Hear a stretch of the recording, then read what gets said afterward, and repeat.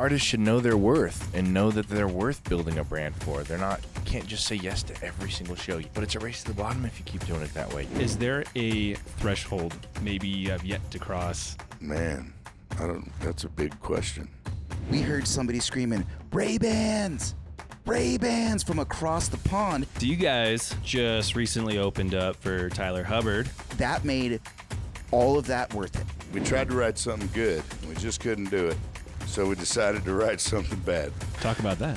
Oh, man. Oh, no.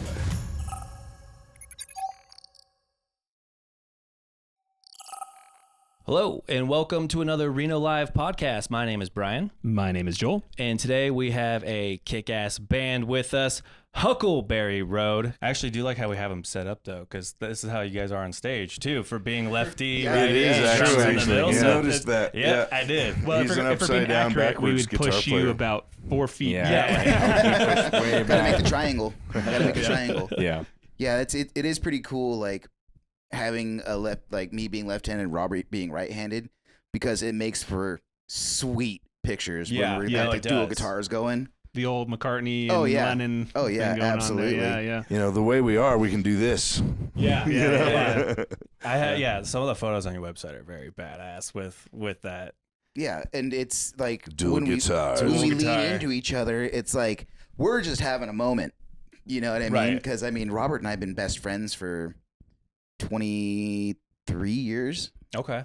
You know what I mean? Susanville, yeah? Yeah. Okay. Yeah, we met in Susanville. Met in Susanville. But Played it's like, music together the whole time. and so pretty I'm much. usually leaning over and telling him some stupid joke. So there's ever a photo of you guys, Oh, yeah. like shoulder Yeah, to shoulder. Usually one of us says something stupid to the other one, and then we get the photo, and we're like, "Oh, that's cool, man. All right." So what does Reno mean to you, especially in terms of your music, the music scene? What does it all mean to you, being Reno's hometown?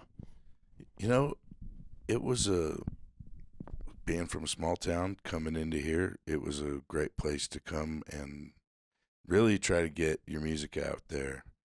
And even though it's not like in LA or Florida or whatever, you can cut your teeth enough to figure something out. And there's other people that have done a lot of things and came straight out of Reno, like Saddle Tramps, right? Yeah. Saddle Tramps, they sold a crap ton of records, you know. Jake Jacobson got signed to a major. So you can shine a light in this city and do it. You know, I've watched other people go, you know, we're trudging the long road on it, but Reno means everything, you know, and for it being a city that doesn't compare with even the big ones, there's a lot here that you can do with what there is. You can do a lot with it, and it's there. you know? Yeah, absolutely. Very accessible. You can, just by taking a quick glance at your socials, there's a lot of, Fulton Alley and the arch downtown, and you can see that it's really integral into, you lean into Reno. Yeah, it's our landmarks, you know. Yeah, as far as either as an inspiration or sort of as a, the Reno lifestyle when it pertains to country music, and like what can you speak to as far as country music in Reno and how that relates to your songwriting and your music?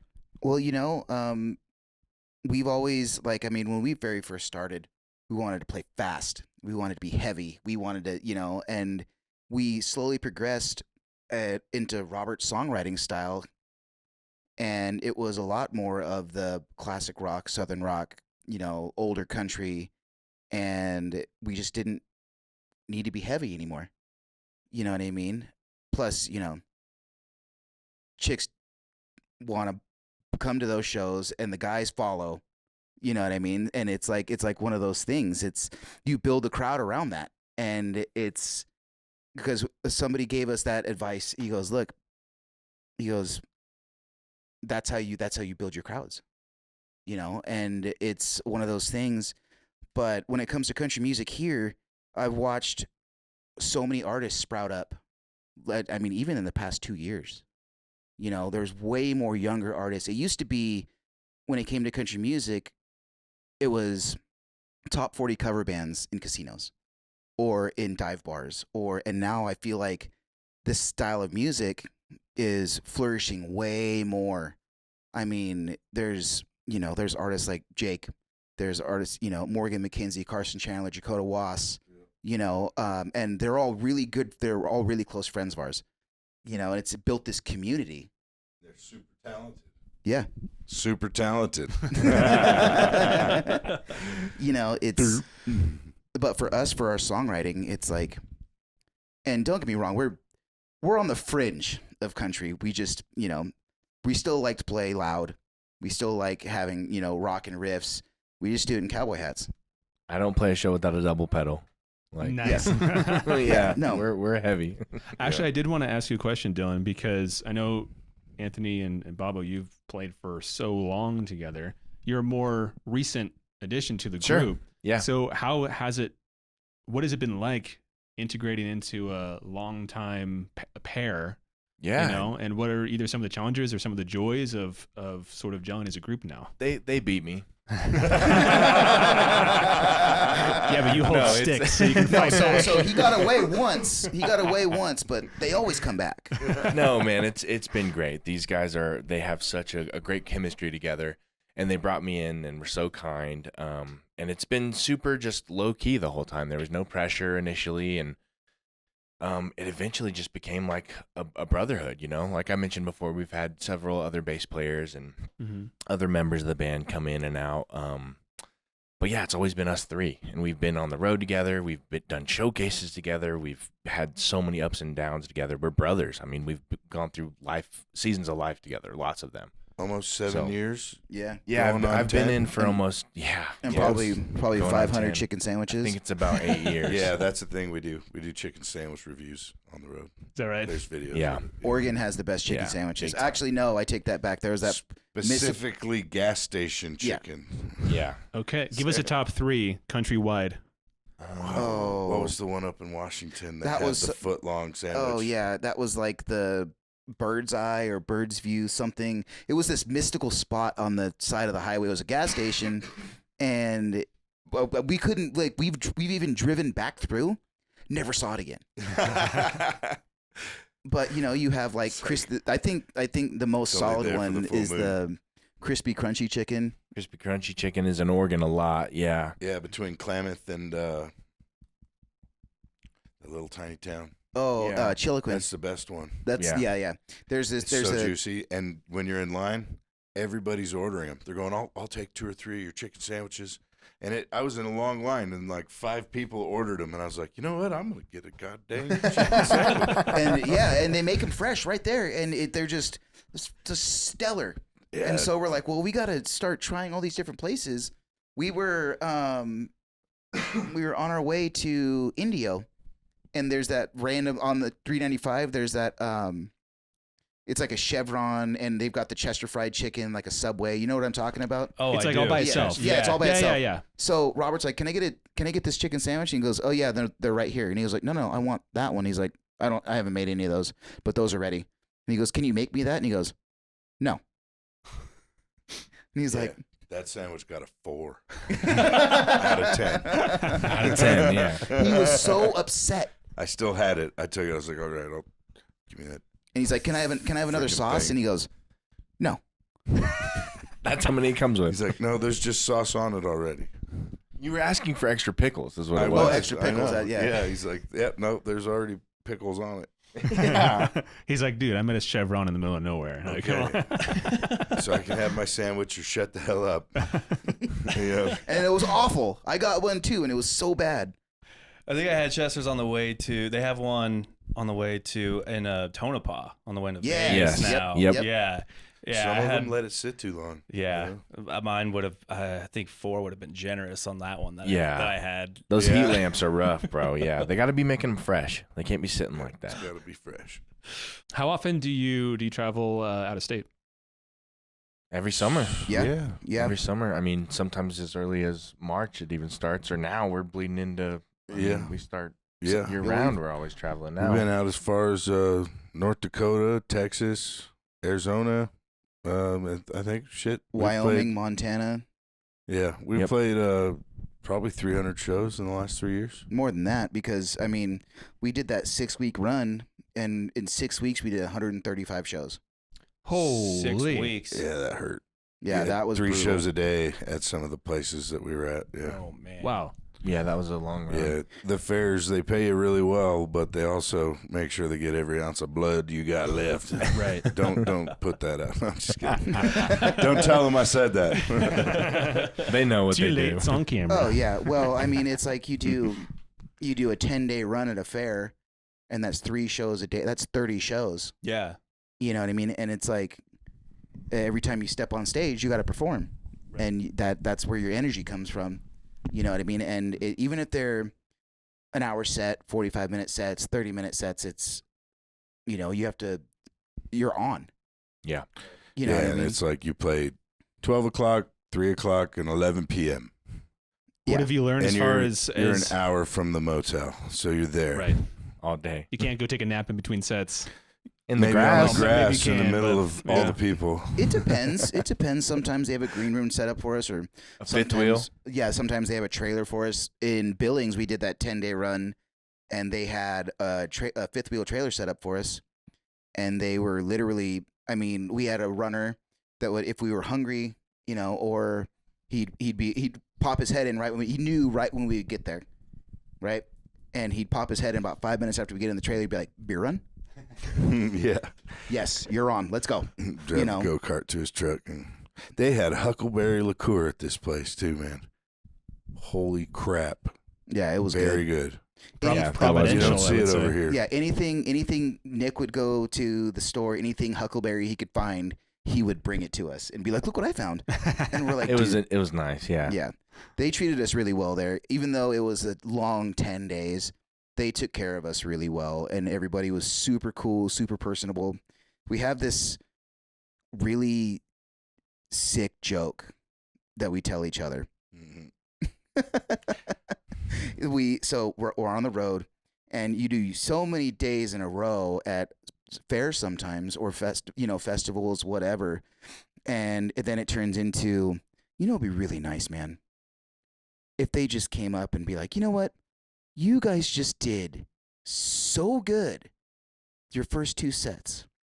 Why don't you take the rest of the night off? We'll see you tomorrow." Yeah. That'll never happen. They were sort of like acting it out. But And so I was telling Nick, our runner, about that in Billings, and he told the fair manager, right? Because it was a joke, right? And and her name was Jamie. Super funny, always super cool. We'd literally be coming back from the liquor store with cases of beer. She'd be like, "What's in the bag?" We're like, "Nothing. Don't worry about us. Go about your business." And she's like, "Well, I want one." She was super cool. But she came up to us on the last day, and we were getting ready to play, and she goes, "Guys, you did such a good job today." And we're like, "Okay." She goes, "But you can't have the rest of the night off." We're like, "Oh!" she heard about it. And she hopped in her golf cart, and she was cackling as she was driving down the path. And we're like, "Okay, Jamie, all right, we'll see you later." Yeah, that was fun. What is that going to look like for you guys this summer then? I think we might go back to Billings. Yeah, we're actually talking about going back to Billings. So, Yeah, August 7th through the 17th. It's 10 days. Yeah. It's a good run. And even if you don't like it, it's a gift. yeah, Like everybody, it's hard work. That's all. We're grateful for it. It's a blessing that we get to do it. And the But fairs, they're just not like shows. You know what I mean? So like when we play the fairs, we're entertainment at a fair. So families are watching for a second and then they're walking away. It's not like we're getting a giant crowd and it's just all accolades. So every now we get it planted in a beer garden and we do great. But, or opening for somebody, or sometimes Yeah. we will be the headliner. You know what I mean? Like, but they're not all glamorous. And it's humbling though, and it's good to do that, It keeps you grounded. Yeah, it keeps us all You know grounded. what I mean? How do you handle a crowd at a fair versus like a show that you're headlining at a venue? Well, yeah, it depends. That's good. I mean, sometimes you're handling the crowd by like managing your expectation of a crowd. Sure. So it's like, I'm just working. I'm going to kick ass for a few minutes and take another 3-hour break, and maybe there'll be people this time. Right. Sometimes it's, like you could play right when a fair opens, so you're managing that. But like Billings, and I guess they've changed the stage now, but they had a stage on a pond, on a big pond, and then a grassy knoll, like 3/4 of a football field away from where you're standing and playing. And what you notice is nobody comes to the stage. Right. They sit on the grass. It was awkward. in the dark. Right. We're playing the Ducks. And you don't even. Yeah, literally, and people on the Ferris wheel. And it's a lot of that is, that can be taxing. But that particular run, when we were in Billings, we heard somebody screaming, Ray-Bans from across the pond. We had and so someone. we think it's Nick, our runner, right? Because he loves that song. And we're like, dude, were you screaming that the whole time? He's like, no, man, I was on the other side of the fairgrounds. And this dude walks up with his whole family. And, I mean, we thought nobody was watching. We see a handful of people in the grass on blankets. We see people sitting at picnic tables, drinking a beer or eating their corn dogs or, and they're 30, 40 yards away from us, at least, maybe even 50. It's like, and we're staring at these little dots across the pond, and we have this guy screaming, play Ray-Bans. And Robert's like, we already played it, man. And he goes, play it again. So we did it. Right? Yeah, and this dude walks up, never met him before in our lives. We are literally in the middle of the country, right? We're away from home. Like, we think nobody knows who we are, and he comes up and he goes, dude, thank you so much for playing Ray-Bans. That is my favorite song. Wow. And we're like, what? And he goes, yeah, I discovered you guys on a Chris Stapleton podcast on it was like Chris Stapleton's channel, but somebody was running a podcast. And somehow we made it onto that podcast. And that guy was listening, and he found out that we were literally in the fair in Billings, and he drove his whole family down. He drove like an hour from home that was cool. Wow. to come see us. Oh, how cool. That was That's humbling. awesome. And Yeah. that made all of that worth it. Right. Yeah. The fact that our music made it all the way across the country by happenstance. You know what I mean? What are the chances of that? Right. And it's, it was that made that whole day, everything we went through, we went through a rainstorm. We got, they had to shut the whole fair down because of lightning. Holy cow. Yeah. Oh yeah. Well, I mean, you think all these fair rides are lightning rods, but that guy came up to us and was like, dude, I love you guys. Thank you so much for playing that song again. And we're like, holy crap. For all the crap that technology takes, it's easy to YouTube and podcasts and all this stuff. It's like, it's too much, but you don't get moments like that, Well, and that's the thing. It's like when we get on stage and play the music that we create and give people a show, that's when we get to be alive. It's we create this not only for us, but for everybody else, and getting to share that with people. And if you have those times where you think that you're falling to deaf ears, you're screaming into the void, and there's one person that is like, dude, thank you. And it's like, all right. But to answer your question the rest of the way, we had to play Marco Polo also at that show. And it worked. We'd be like, Marco, and you'd hear them all scream back, Polo.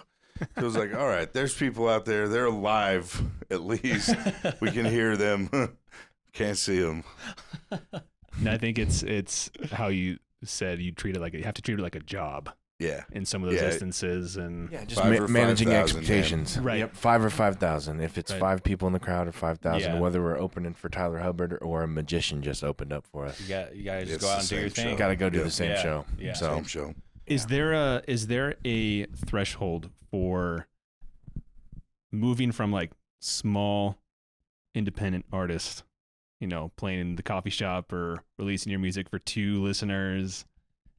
Is there like an intermediate threshold that either you've crossed, you feel like you're at, or maybe you have yet to cross The numbers the say it, next level. but I don't feel it. I think our Instagram engaged. It got 225,000 views in the last 90 days. Wow. And I mean, things And are here pretty we are. much exactly the same. Yeah, we just got off work. Right. You know Yeah. what I mean? Yeah. Yeah. It's you can see things bumping the ceiling, and sometimes you're just like, okay, well, you kind of grab a stick and poke, like, do something. Come on, let's do it. Yeah, we got our first viral video to hit 1.1 million, and we were like, okay, cool. Now what? Yeah. I still got to wake up for work tomorrow. Nothing really changed. Yeah. You know, it's like, you know, we were talking about Unplugged, you know, with Nirvana and everything. And when Smells Like Teen Spirit music video came out, Mhm. and it just blew up everywhere. And they remember, like, they called all their friends and their family. And it was just like, you know, this is like the next big thing. And then everyone's going to their shows now. It's all packed. And yet they're still like unloading the van and like plugging in their own Still doing instruments and all the stuff. work. It's like they didn't have their tour, you know, people and their roadies, and it was just like it was same old. Let's go. Yeah. Right. It's Yeah. just get in and go to work. Yeah. You know, The reaction's different on that side, but all the work on this side is the Yeah, same. and that's the part that people don't see. You know, Kind of it's prepares you for it, though. Yeah. You know? Yeah. it's countless hours. It's work. Mhm. You know, just like you guys setting up this podcast, it's work. Yeah. You know, I mean, Dylan is working literally behind the clock on our social, Yeah, he's like- the guy behind it. around the clock. You know, and it's you know, that there's a lot of moving parts Right. that go with it. You know, especially it's the three of us. Mm-hmm. You know what I mean? And we do have management that helps out with shows, but for the most part, with social media, with promoting our music, with recording, we built our own recording studio. You know what I mean? Like, and we have been fortunate enough to have some names be thrown in our corner to help us, you know, mix and master, production, stuff like that. But it's, for the most part, it's the three of us. We don't have a team. Right. Yeah. You know, we're building a team, but we don't have that team. You know, Oh yeah, and then you have to practice. yeah, Yeah. oh yeah, Right. don't forget that. And you write know? new music. Exactly. Yeah. Yeah. Actually, that's one of my questions later, so I'm getting ahead of myself. But since we're kind of there, I am curious how do you even find the time to be able to? Because when you're in a band, it's not just the music and the practicing. Now you have to play together and you have to work as a team. How do you manage that? Having, I don't know, I don't know each of your situation as far as families, but I know you guys work, and how does that even look like? What does practice look like? We treat it like a job. You know, Yeah. we say, hey, every X, Y, and Z day a week, we need to make sure we're meeting. If we have a show, we need to make sure we're rehearsing. Hey, this song felt a little weird last time we played it live. Let's run that 4 times. You know, it's work. It's just scheduling it and treating it just like a job. Well, yeah, and it's even if we're not practicing, you know, or we're writing, or we get together and okay, this is going to be an inventory night. Yeah. We inventory our merch, or it's going to be a content night. Comes in seasons almost. Yeah. You know, And like when it's tour season, you're touring, you're not writing, but the tours die out in the winter. and so we spend most of our winter writing. Or at least recording. Oh yeah, Writing and recording. Sometimes I mean, I don't want to speak for you with songwriting, but I mean, when inspiration hits, it hits. So it's Right. like, you Yeah, can't really. I mean, you either grab it and go, or you don't do it. You're gonna forget it, or someone else is gonna write it, or you know. But at the same time, when you have a slot to be able to write, it's not necessarily going to be there. The inspiration's not necessarily going to Right, be yeah. there. yeah. You could be beating your head off the wall, and you get nowhere, or you walk in and be like, hey, I had this idea, and then just Yeah, shit. Last year we had a run where we came into practice and wrote a whole song, and the next day we came in and we wrote a whole song, and we did it for like 4 days straight. Yeah. And it was like, Yeah. And then and since we got like 4 or 5 ideas that have been couched, because it's like, yeah, we just can't break the dirt loose yet. We're on the idea, where it's Yeah. like clear. Yeah. So it goes on hold, like Yeah. Broken down. Broken Down was one of them. Yeah. Yeah. that. Literally, we wrote that song. 4 years. We wrote that song in what was that? 2019, Yeah. something like that. 2019, 19. and something wasn't right, and we shelved it, and we almost forgot about it, and then one day Dylan was digging through his phone and found all these, these files, and he's like, "What if we changed it from like a straight on 4/4, but we swung it?" And as soon as we did that, that song just came to life. Yeah, he turned it into kind of a waltz, and then It's the a song 3/4, was alive again. We went, "Oh my God, we can figure that out. Yeah, let's go." Can't Just made it a predict ballad, Just changed the snare placement a little, just messed with it. It just felt right. Yep. Anyway, So I just want to touch up on what Baba said about moving here because to make it with music, and Reno has the potential, and like that's exactly what Joel and I are trying to do here with Reno Live, and shining a light on the music scene here across all genres, across all sizes of shows, because we really truly believe that like Reno can do it, and we're just trying to figure out what the missing piece is. What do you guys think Reno's music scene is missing the most, and what it can really use to help get this thing going? Consistency. Yeah, consistency, work ethic. The harder you work, it's if you're not willing to put in the work, then what are you doing it for?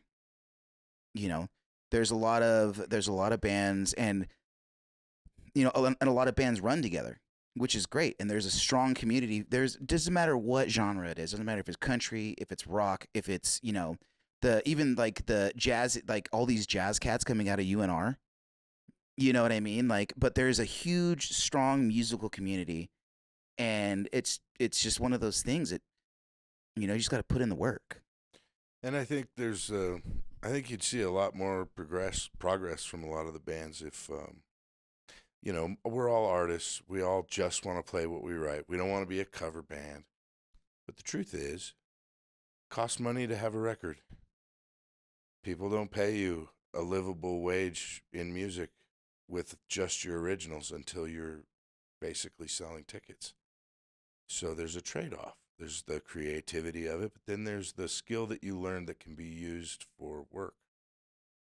And I hate to say it's about money, but if you want to progress your brand and have a merch line, and you're not going to do it very quickly playing little dives and taking the couple bucks, But even then, like, you just trade a little bit of that, and you earn an income, and then you can build your brand. You can go out of town. You can get on these shows because now the package online has the look that it should be having.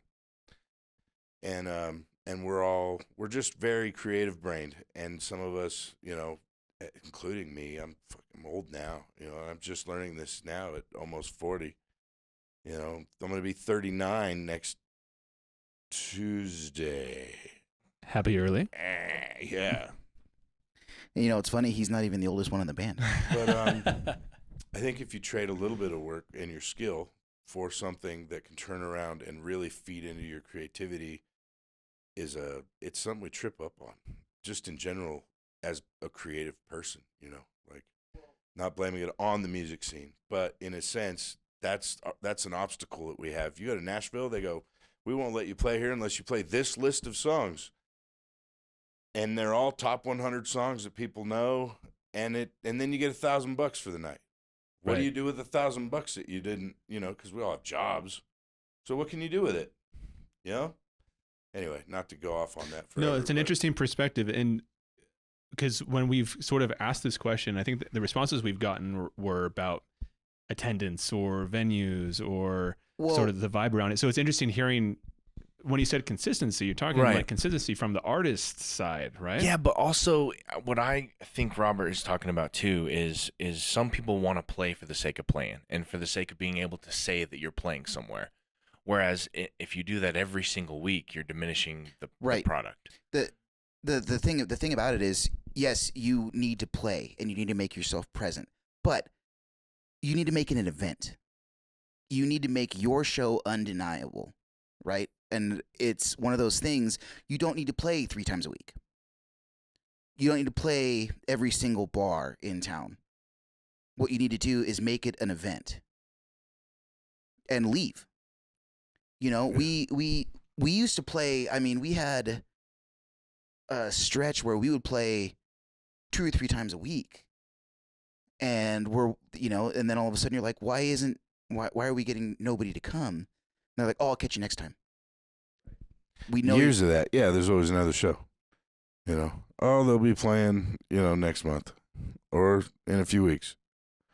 Not to, but you can really like build excitement around your brand by leaving town. Yeah, Sure. Because then you can be like, oh shit, I just drove over the Columbia River on a 2-lane bridge. It was sketchy, Mm-hmm. you know, or we flew to Texas and saw an armadillo. You know, it doesn't matter.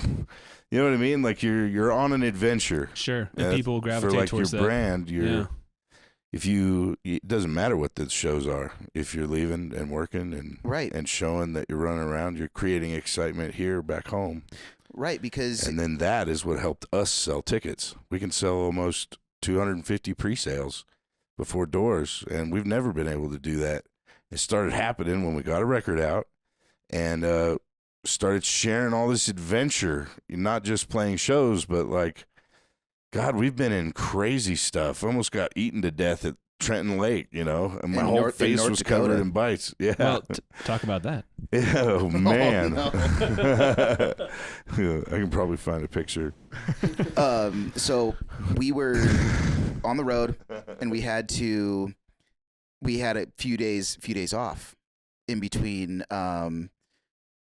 Forsyth, Montana, and Minot, North Dakota. So we're like, let's go. We looked up the reviews. Are supposed to be bitchin' walleye fishing, big catfish, this lake, and we get there, and there's nobody there. And I'm like, we're like, what is going on? And Robert opened the key box for one of the cabins because it was all free. There was no keys, but about 150,000 flies came out barreling at him. Yeah, they did. It was like right after it happened, Colin was like, dude, that's like an omen that we should just leave. Of course, I'm like, nope, we're going to set up camp right there. Yeah, these Boy Scouts were like, no, we're staying. And we had money for a hotel, for the record. I do want that to be At least clear. once a day.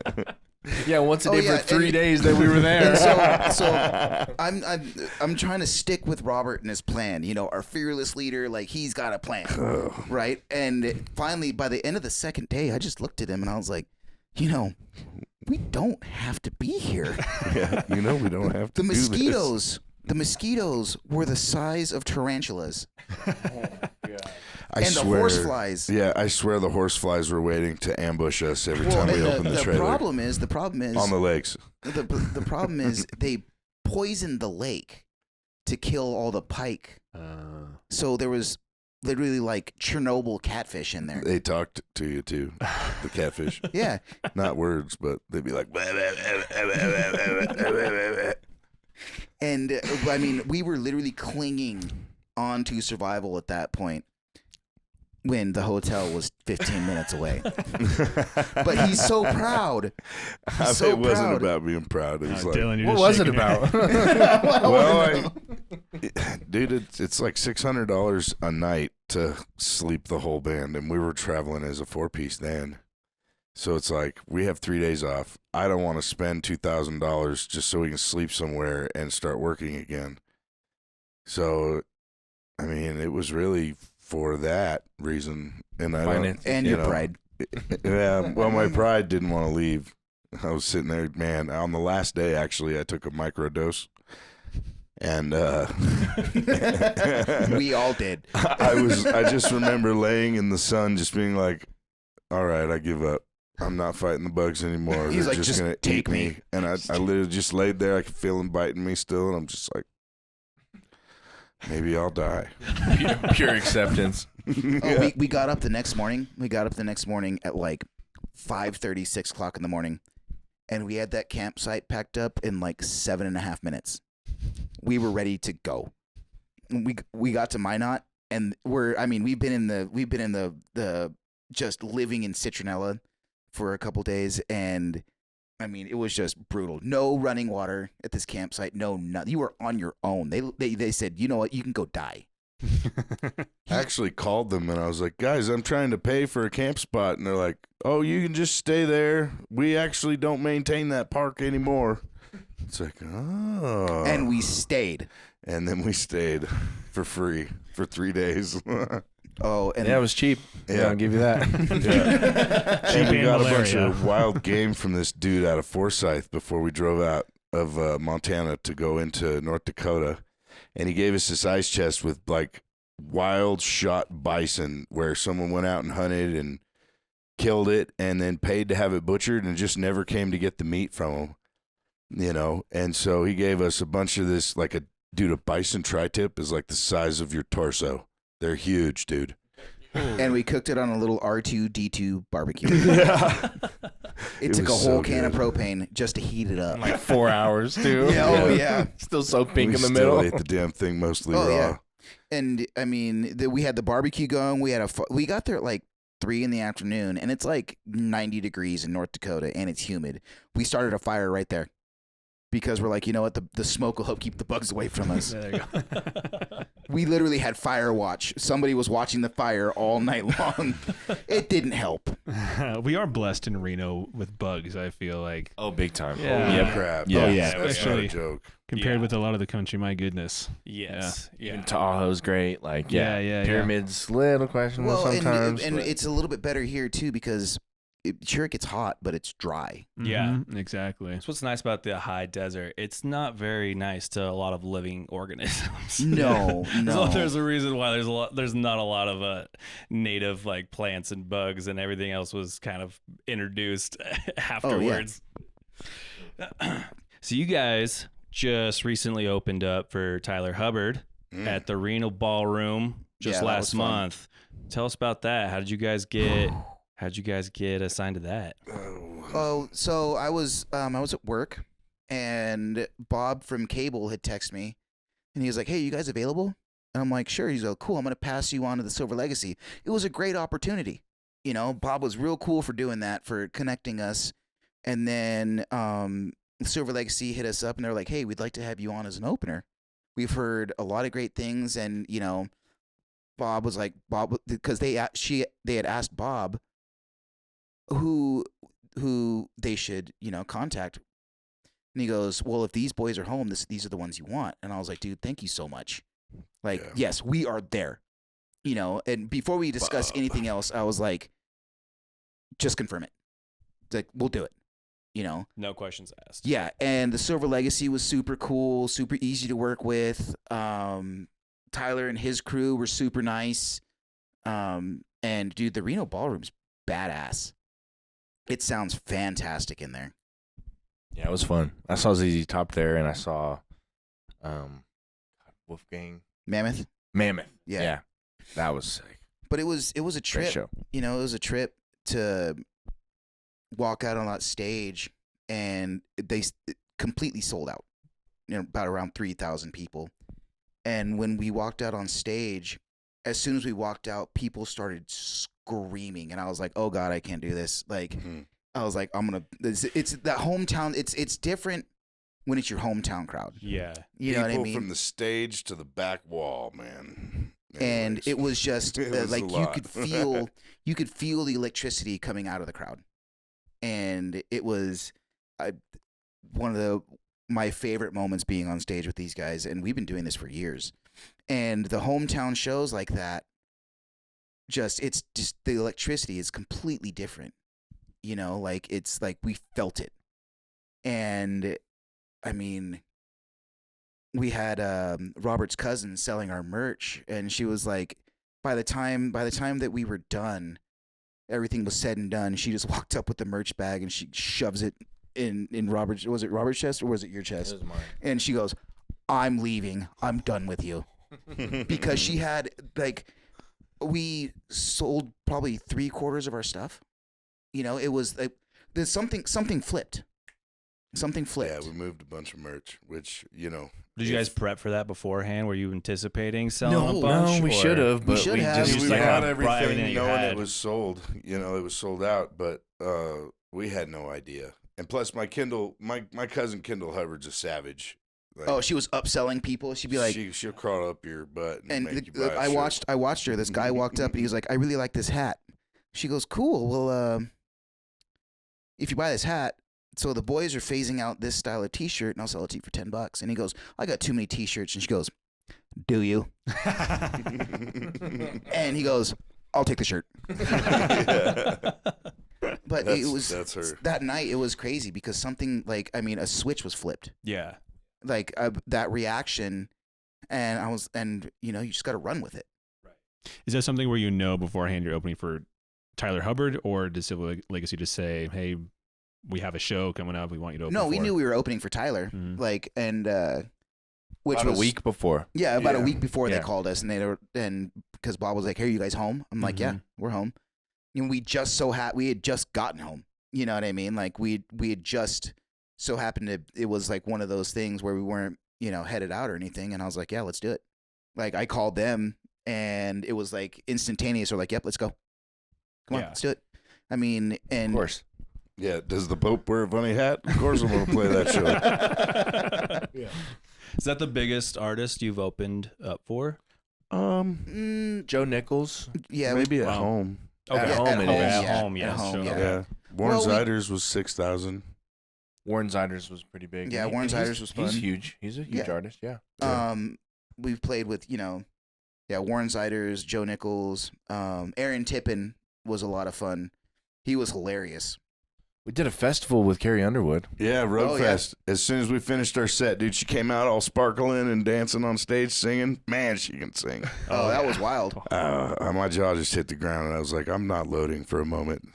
They didn't get a. The They only didn't thing let that us brought me get too back was close. watching these guys no, put no. their shit away. I was like, oh, I can't watch this right now. Having opened for a lot of large artists, also headlining some of your own shows and having younger, less experienced artists open for you, what are either some things that you've learned from these large artists as far as performing, handling a crowd? Also, what have you passed on to some of those younger artists that open for you? Man, that's a big question.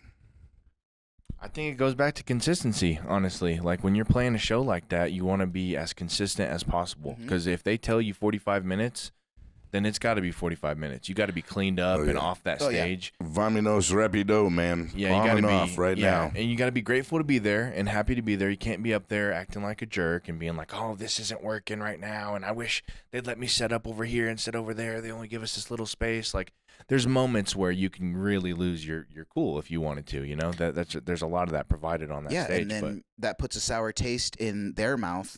but right, You know, when they're in their production team, their stage crew, and then I mean, it all rolls downhill, right? So if you have a bad attitude, or you know you're not willing to put in the work, you know, it could be as simple as, dude, these guys took forever to get off stage. Like, I don't really want to work with them. It's, you know, especially playing those big festivals. I mean, you have 15 minutes to get your stuff off stage, and they get theirs. You know what I mean? Like, it's wild how fast it moves. But I mean, they also have stage-hands. It's like you turn around and all your stuff's missing. You're like, what? And it's over here, and you're like, all right, that's cool. You know, but it's and it is also, you know, putting the same show on every night, day in, day out. Yeah. We were playing with Josh Ward up in Yakima, Washington, and that's where we got the 5 or 5,000 thing from, because this dude, and he's a big artist out of Texas, and he's awesome, super cool dude. His whole crew is awesome, and the promoter completely dropped the ball. Like, we were playing in this club that was like behind a tire shop, like in the middle of the dregs in Yakima, Washington. We didn't even know this place existed, right? And he's like, look, man, he's like, we didn't sell very many tickets. I mean, and it was like super low numbers. And we had just driven 8 hours up from Klamath Falls to go meet him. And he's like, I can just pay you guys, man. And like, you don't even have to play if you don't want to. And he was like, but I'm going to play a show, because it doesn't matter if it's 5 or 5,000 people. Yeah. Those few people that showed up are here to see me, and I'm going to give them the show that they deserve. And all of us were like, well, we're not leaving. You know, absolutely not. Yeah. And it, like, it's one of those things. It's like Dylan said, it's the consistency. Yeah. It's the practice. It's, you know, pouring your heart and soul into it every night. and rolling with the punches. If Yeah. it doesn't feel like it's going to be an epic show, like you were saying before, the crowd is electric. We get our energy from that crowd sometimes. But if the crowd isn't there, or the crowd's not there yet, you have to get it from somewhere else. So you still have to be consistent, even regardless. So Right. And that's a lot of that too is us being so close that we can pull that from each other sometimes. When one of us is, falling behind, or one of us is, the vibe might be off. It just takes one stupid joke in between a song, or it takes one look and we're like busting up laughing at each other. Or it's, when you make a mistake, taking it with grace, because the two guys next to you are laughing their asses off at you, because we all do it. We all do. We're not perfect. Nobody's perfect. And you just got to take it with that grace, and it's just it turns into a good time, because it's like, sure, you made a mistake, but I mean, you just got to move on, keep going. I wanted to ask about some of your records and the process of recording. You actually mentioned you built a recording studio. You mentioned that you moved to Reno, or you came to Reno to record an album. Yeah. Talk about. I also think. See. If I'm not mistaken, you also recorded this last album in Tennessee, or am I mistaken? mixed and mastered. Mixed and mastered. Yeah. Okay. Yeah. Okay. We sent it up to get some artists on it. But our first album, we did Ray-Bans and my guitar as singles. And then Colin joined the band. Mm-hmm. We had a big run that year, so we played. That's the year we did the 125 shows in like 15 or 16 weeks. Paid for our album. And, Colin, God bless his heart, he's actually very talented at what he does, but he made sure to remove both of my eyes. What was it, $10,000? Yeah. Yeah. Anyways, he was just like, but we had a record. And that was a fun recording process too, because on that big run, Dylan recorded all the drums here.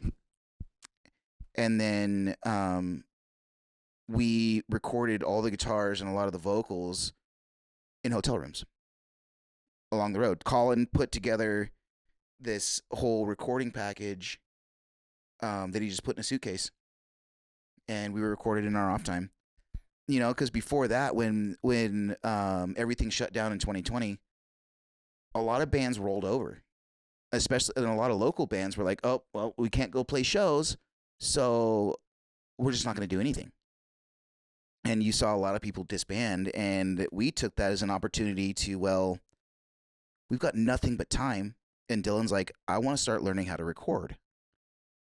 And so we just started using his computer. And sure, the first couple passes we did at stuff, I'm glad those are buried. But it's not all the way. but we spent that whole year, in getting better at it. And then when Colin joined the band, we had what Dylan had put down, and Dylan learned from Colin a lot of things. You know what I mean? And Dylan's like studied up on so many things to where now it's like we can be completely self-sufficient. All we do is send our stuff off to Nashville to be mixed and mastered. But it was a long year of like trial and error on stuff. Yeah. But it was a cool experience when we got to, like, literally I would just roll out of bed, slip my gym shorts on, put my little flippies on, and go to the hotel room next door, and there's my guitar. And well, okay, we got to do guitar tracks before we go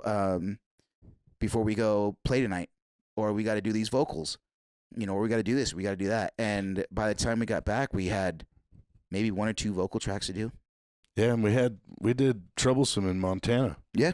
And then we did some in Billings. Mm-hmm. Billings, I think we Billings got is the in most Montana. work done. Well, I meant not Forsyth, Sydney. Sydney. Oh yeah, because Sydney. Sorry. Yeah. We did it in Sydney, Montana.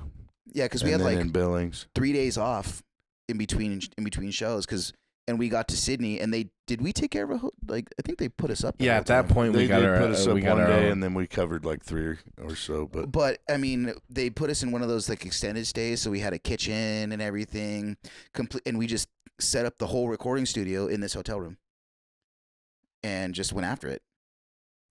Yeah, one of the last artists we just had here, Rhonda Funk, she during COVID, she won in the International Singer-Songwriters Association in 2021 and 2022 for Wow. USA Entertainer of the Year. She did 120,000 miles on her car, and she worked part-time, and she just went like, I don't know, 20 different states. I don't remember the number, but she went hard. We talked She about that for a went while, and hard. and Yeah, it's that's just like you great. were saying. Yeah, I the also consistency. I know COVID wrecked even things like small venues that you'd have like underground punk, Yeah. shows that kind of folded during that time, and we even were thinking when we started Reno Live, like we felt that it was sort of Reno's sort of primed to grow again after that whole experience. Big time, man. Big time. Yeah.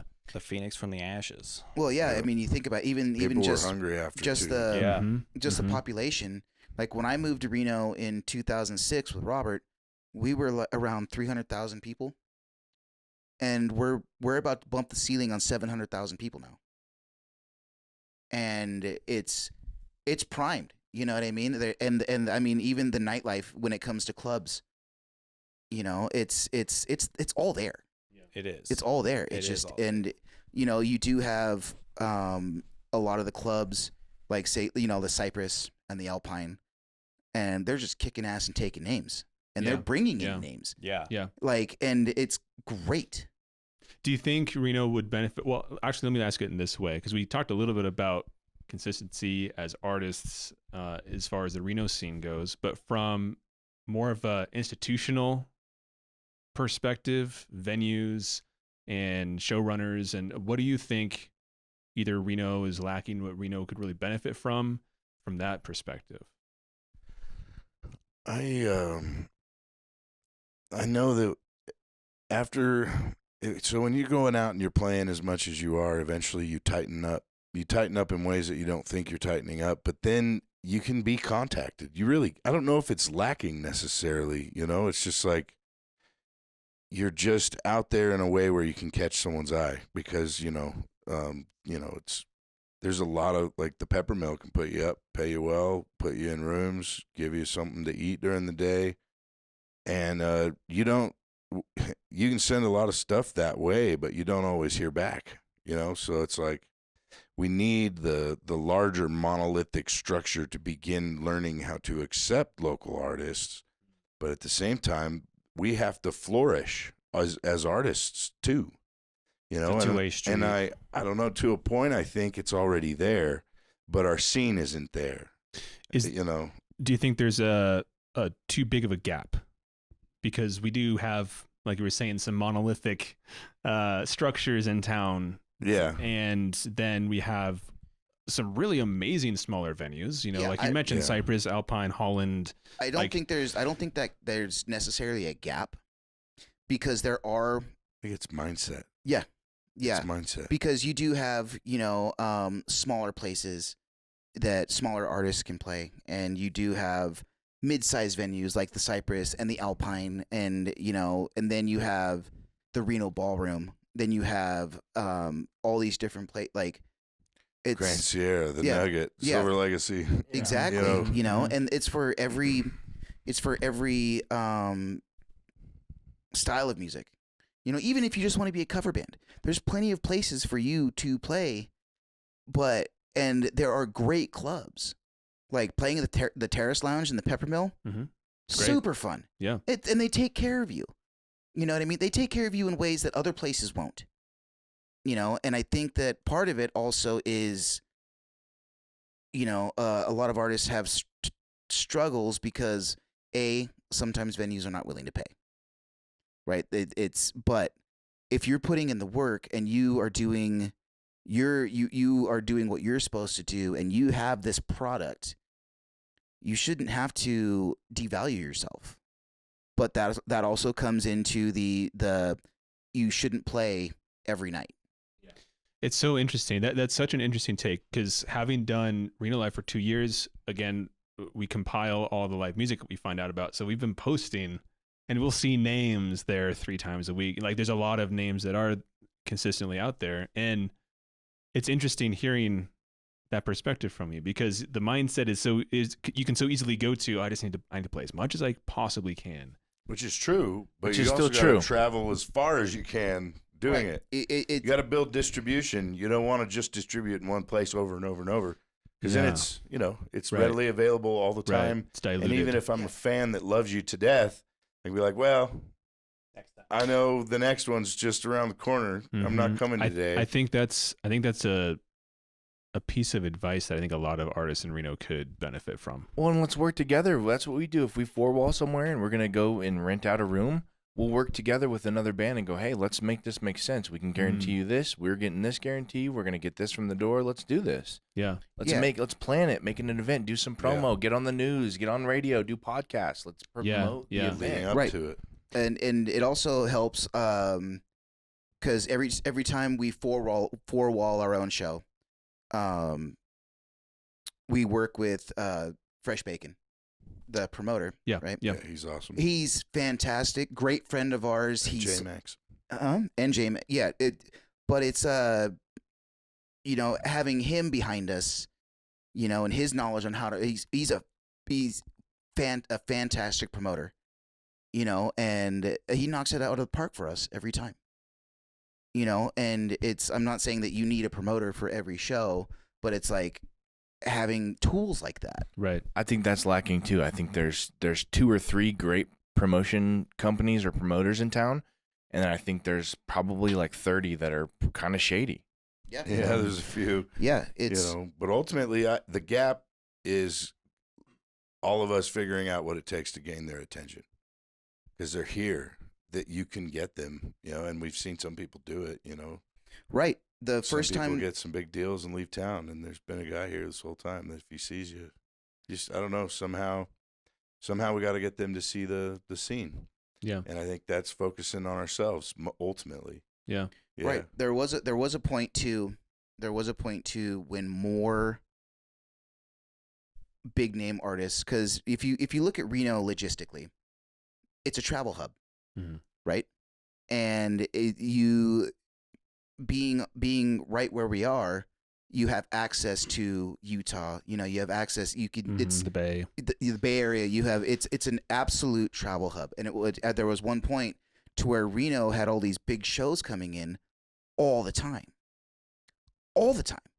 You know what I mean? I'm talking any night of the week. You would see big artists, and then it just for a while it just stopped. Lawler Event Center used to be Yeah, the place in town that used to host every absolutely. big act through here. And then you Livestock just see Center. like 2002, 2005, and then it just, Right. just stops. Right. When's the last time you saw a concert promoted at Lawler Event Center? When's the last time you saw? But now, What about New Oasis? yeah, exactly. The new Oasis. That was every night. Every night they had a big rock, punk, metal, and then it's. But now you have, like, the Grand Sierra. The Grand Sierra's lineup is fantastic. They do a good job. They do a really good job. And then you have CVI, TJ's Corral out in Gardnerville. Their summer concert series is awesome. Then you have the Reno Ballroom, when we play with Tyler Hubbard. And then Seether was just there. Mm-hmm. You know what I mean? And it's just, I see a lot of that coming back. And which just makes it better for us. And not just us in general, but everybody in the local scene as emerging artists, more opportunities to get into those bigger clubs. You know what I mean? Get onto those bigger stages, because you can. Some places they don't even care. They're like, oh yeah, cool kid, yeah, you want to open for this person, whatever. So maybe it would be, but pounding your one of these days the door is gonna break and somebody's gonna listen. Yeah. So if you think, do you guys think if a lot more local acts did what you say, like the consistency, put in the work, put in the labor, build your brand, get yourself out there, if we kind of had some sort of like Reno revolution with that we would be able to have a lot of more bigger events with zero change from the promoter side and the venue side, but just that alone, would that is that like the biggest thing that can make a difference here? Yeah, I think the artists should know their worth and know that they're worth building a brand for. They're not. You can't just say yes to every single show. Yes, it's important to play as often as possible. Yes, it's important to play originals. It's a race to the bottom. But it's a race to the bottom if you keep doing it that way. You have to link up with other artists that are doing the same thing or doing the same thing you want to be doing. So it's a collaboration. And I think access to a good recording is really difficult, and it's probably that way everywhere. But that's, I think, something that we're going to try and do. We've already got Rihanna Carter. We're going to work with Buckshot, and we're going to work with Carson Chandler. But ultimately, we have people out of town that can mix and master your stuff, and it's going to be the best damn thing you've ever heard. And we're picking people and bringing them into the studio, and if necessary, we play all the parts. But we're trying to lift them up in that way by giving them, okay, you got a song now. And you got a song that sounds professional, close to radio, close. You know, it's not PBS studios, but it's right there. You know, and you're just splitting hairs trying to hear the difference. And once you have that, you've now got a brand that you can try to push, It's a business to try card. and get shows, to try and pitch to publishing. Maybe you'll get something on a licensing sync. Maybe you'll get picked up as a writer, but it's there now. And now you can talk about it and you can show it to people and try to use that as an asset to you, you know. And anyways, Huckleberry Road Studios. I don't know if we're gonna call it that, but ultimately, I do think that's one big piece. That's a very big piece. Well, yeah, it's if taken you- years to find someone that has the talent to do it. Quality recording, yeah. Because you can do anything on GarageBand and your own stuff nowadays, and you show it to people and go, oh, they go, wow, that's great. But it's not up to the industry standard level that we're used to hearing on the radio. And again, even the way we're doing it, it's that close, but it's close enough to get us some shows booked. And it is like a business card. Yeah, for it's us. a business card. You're building your brand. It's not just, and when you say building your brand, it's not just, you know, slapping a logo on a T-shirt. It's, you know, all the work around it. Building your, it's a business. You know what I mean? It and I think that sometimes what people don't do is treat their art as a business. You know, if you want to make a living doing this, you have to treat it like a business. Yeah, you Right. can't do the $100 recording and just put it out Right. there. Right. You know what I gotta mean? get a nice If- photo shoot. You got to get it to sound like it competes with what's out there. Yeah. Whatever that niche is that you're going for, the music sound has to compete with it. You know, and I know, there is a market for like the really lo-fi sounding recordings. You know, like they want it to sound like an old radio. You know, and that's a style, that's stylistic. But having something sonically sound, Mm-hmm. and if you have something that sounds like that, it sounds like it was recorded in the '60s. That's your style, right? Right. Fine. But it is so clean and so pristine that, I mean, if you don't have a quality product, even if you were to get it in front of a management company, for example, or a record label, they'd be like, "Oh no, mm-mm." If you're not already a package like that, they don't want to. A lot of them don't want to build you from the ground up. They Right. want to take the package and be like, "Cool, this is ready. I just gotta clean up a couple things here." Yeah. Then they're not taking a chance on you. They're Right. just investing in an already, Right. And Right. you know. So Like- if there were more resources for artists in town to, because an artist, it could be a solo artist, they are fantastic at writing songs, they have a fantastic voice, they don't know, 2 cents about photography or about recording or about whatever this is. If there were more resources to help them sort of put that package together, you think that would actually go a long way Yeah. for them? I think it would be everything, because Yeah. now you have something that will catch attention, because I mean, at the end of the day, we're all, music's subjective, Mhm. so you want to have it as nat's ass tight and Yeah. clean and sparkly as you possibly can get it, and you need to be able to put it up against the artists that you think you sound like, that are already out there being listened to, touring. You gotta be able to ask yourself, does this compete with that? Mhm. And it might not Right. have anything to do with how amazing the song was that you wrote. It has everything to do with whether it sounds as clear and pristine as this or not. Because that's what everybody's used to. The market, the consumer, if it sounds like shit, they might not even give it a second Right. You Yeah. know? 3 Right. seconds and it's off. Yeah. Well, Yeah. this doesn't sound like what I was just listening to on XM. Yeah. That was cute. Right. You Good know? job. Good job, buddy. Good Yeah. job. You did great. And it's like we've had dozens of bedroom demos. You know what I mean? Yeah, We I'm recorded guilty of it, recorded for our sure. first album. We recorded our first album as Sil Shota in 2010, 2008. 2008. Okay, 2008 was our first album.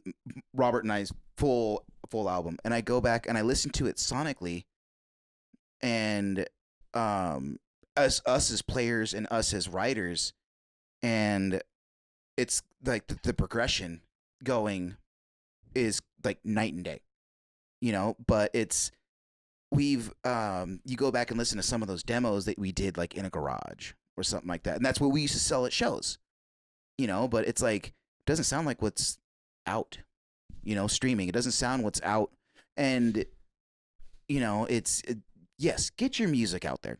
Right. Absolutely. Get it out there.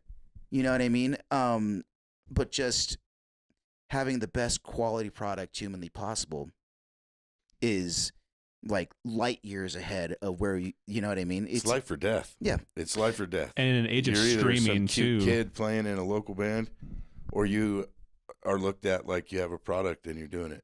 Right. And whether you've made it or not, well, that's the whole other thing. Right.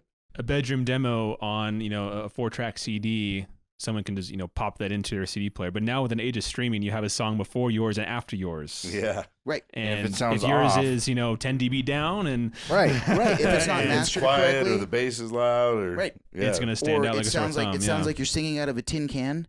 You know, it's And there's ways to do this where you're not spending 10 grand a song. We're not saying that you have to do that, but I think some artists don't want to spend money, or they want to Mhm. say, "Oh, I only do this for a living." But it's sometimes you got to bite the bullet and get a part-time job or even a full-time job and be able to finance your art. Yeah. You know, that's Right. part of Yeah. it. Not everybody's going to We- get handed 100 grand to go do stuff. You've Yeah. got to work for that a Absolutely. little. So Yeah. you know, we all three of us have day jobs. You know, all three of us, you know, we have families. But we still find time to put in the work. Right. Nobody's going to hand you anything. And if they hand you something, there's probably something on the back end that you don't really want. You know what I mean? Like, it's one of those things. It's everybody's always trying to. You'll see a lot of people. They'll be like, "Oh, well, we can offer you this." They just want to get their hands in your pockets. Yeah, look at our friends and otherwise. Yeah. I mean, they got okey doke. They had a Yeah, God, I'll never forget it. I was in my truck driving around for work, and all of a sudden the radio came on and was like, they just hit number 6 on the Billboard charts and da da da da da. You know, these guys were our buddies. All of a sudden, We Are Soldiers starts playing. I mean, it was cool, but the thing they signed eventually ended up being them kind of, and I think they've managed to set themselves up since then. But Well, since they the- really yeah. did something crooked towards them. You know, they Yeah, were going to absolutely. take everything away from them, you know, you and one of those and- things. own nothing, and they did it. They were top 100. You know. Yeah, it's one of those things Dangerous. that we have strived to do is not let too many hands in the cookie jar. We keep a hold of everything that we can. Now, our management, they book a bunch of shows for us. We also book our own shows. You know what I mean? But and they do great, you know, but it's when it comes to our social medias. You know what I mean? If you want somebody to run your social medias, that's thousands of dollars coming out. So, okay, fine. You don't have that money. Figure out how to do it yourself. You know, we have taken the recording studio and built it into something that is actually lucrative for ourselves. You know what I mean? It's like, but it's one of those things. It's like you look at it, and a record label is essentially a bank, right? And everything comes down to money at the end of the day. To get yourself to the you're talking about the threshold. There's gonna come a point where you build yourself up to that, to where that's what it is, you know. But and we have people like radio pluggers that will hit us up and be like, "Hey, give me $7,000 and I can put this in front of this many program directors." Okay, Well, how much of that is guaranteed? None of it. Okay, well then we're just going to take that money and just keep plugging in what we're doing. Yeah. You know what I mean? And Yeah. it's the needle's moving. Right. But it's just the attention to detail and the, like we said, consistency, and just keeping control of everything that we can for the longest period of time. Right. You know, because we've had buddies that, you know, even they get onto major labels and their record doesn't do anything. They spent however much money on you to record this record, and if they shelf it, you're still responsible for that record. Now you're paying that back for You the rest owe of it your life. all back. Oh Yep. yeah. You know, and that's like with Chris Stapleton, for example. He got so undeniably big. He was able to walk into the record label and say, I don't need anything from you except for distribution. That was it. And that's when The Traveler came out. And all they did was pay for the distribution. That record was already done. But he became so undeniable that they had no choice but to say yes. Yeah. Because he already done the work and Yeah, he and put in the work. built his Yeah. brand and learned the tools that Yeah. he needed to. And came from a place of power in the sense that the product was already there. Yeah. It was 100% ready to go, and he was already a big deal. Mm-hmm. So it was like, this is all I need. In a smaller sense, though, that's the same thing that you're saying is important for artists to do. You have to make the product. Yeah, you Right. got to wear Get it more out than one there. hat. Right. And that, You're not like, just a even on a singer and a small guitar level, player. that's still powerful. Mm-hmm. Yeah. I mean, you can do it. You really can, and you can get it really close to what the big guys are doing. Mm-hmm. You really can. Yeah. So you got to believe it too. That's Yeah. a big part. Yeah. What is the future for you? What's the next step that you want to take? Whether it's performing live, recording an album, what is that next step for you? We're gonna keep writing. We're gonna keep playing, and we're gonna keep working. You know, we got a whole album fully recorded, and we're just gonna start doing single releases. Yeah, I just had a song come out of me yesterday, so we're not going anywhere. We're here, you know, and we belong. We've been here long enough. We belong to Reno, even if some of them don't belong to us. You know, this is home. Hell yeah. So, you know, Huckleberry Road is at least built something that's consistent work seasonally, and we have originals that we're pumping, and we got 9 or 10 just waiting to come out. Yeah, we just got to keep the needle moving, man. Yeah. You just got to keep the needle moving. Yeah, and now we really do want to do a lot of tracks for other artists and help them build it up, and then maybe just make it known like, hey, we also cut tracks and send them off to Nashville. We got a good mixing mastering engineer, and help just make it more available to especially talented artists that are sounding really good. You know, we want to be a part of this town. You know, even though I'm a dad, like I'm not out at all the shows. I'm not a big music scene guy in that way, but I am in the sense that I still play in it, and I still want other artists to have small tools that can help them, you know, and I think we all three want to do that. We want to have some kind of outreach and ministry in that, where we're helping other artists gain the things they need to start booking shows, to start playing out, maybe even try to find shows out of town and start traveling, you know. So I don't know. That's the future to me. Yeah, I agree. Totally. Yeah, absolutely. It's just we just got to keep going. You know, we can't slow down now. You know. Yeah, I need to do it now. It's like if I didn't want to do it, I'd have to explain to my wife why I wasn't putting more in the safe. You know, not that I'm getting rich, but it's enough to go, man, can I afford to lose that? First off, I want to thank you for everything that you guys have said, because I think I wasn't expecting the conversation to quite go where it did, but I think so many artists would find what you've said really valuable. If they take it to heart. Yeah, as people who want to try to do what we can to grow whatever local scene that we have and turn Reno into something where, you know, even larger artists would want to come through Reno because they know a show is going to be sold out. What you said is very powerful, and thank you for that. Also, thank you so much for coming on. This was course, Thank you for having guys. us. Yeah. incredibly great absolutely. to have you. Where do you want people to find you? Instagram's great. That's where we focus a lot of time on. We've got a website, reach out to us. And if you're a local artist and you want to know how we did X, Y, and Z, not that we have all the answers, but I mean, we are open to that. Reach out to us. Like, we are always down to connect, to collab, whatever it is, If you want to teach us something, reach out. I mean, we're open. We love connecting. Yeah, you can always learn something from somebody else. Yeah. You know what I mean? Not everybody does things the same. Yeah. Everybody has their interpretation. Everybody has their methods. And I mean, we're constantly learning from each other. We're with each other 75% of the time. Mm-hmm. Do you want to speak a little bit about your latest single, Something Bad? Something bad. We tried to write something good, and we just couldn't do it. So we decided to write something bad. There's my dad joke for the night. Wonderful.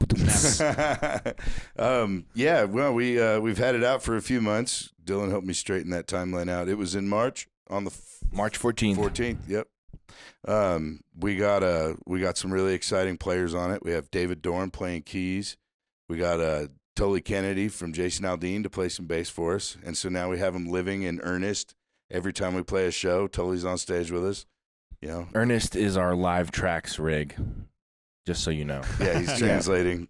Fourth member of the band. Yeah, he is. But he doesn't talk. He doesn't eat much. And we don't have to pay him. Yeah. No. That's why you keep him on the band. Yeah. Yeah. It works. But yeah, no, Something Bad came out, and it's doing pretty good. I think we got it streaming on all the platforms. You guys can find it. We purposely misspelled it, SUMTHIN. And that's the song. Well, the fantastic thing about you being Reno's band, we can have you back. Absolutely. Yes, I love that. Absolutely. Yes. This has been a lot of fun, man. It's been fun. Thank you for coming in. This This is really enjoyed this. Yeah, this is our first podcast without the table, so thank you for dealing with these handheld mics and Absolutely. everything. Yeah. It's a- First band we've had. Now, you got some good slapstick quality to it, Yeah. People will be like, NIL. Oh, there. Thank you so much for listening. Thank you to Huckleberry Road for joining us. Catch them this Saturday, May 31st at the Reno River Festival. They're going on stage right around 11 a.m. Also, check out their latest single, Something Bad, available on all platforms. Find them on Instagram and their website for any more show dates in June. Thank you guys again so much for coming on. Thank you for listening. Rock on Reno. Rock on, Reno.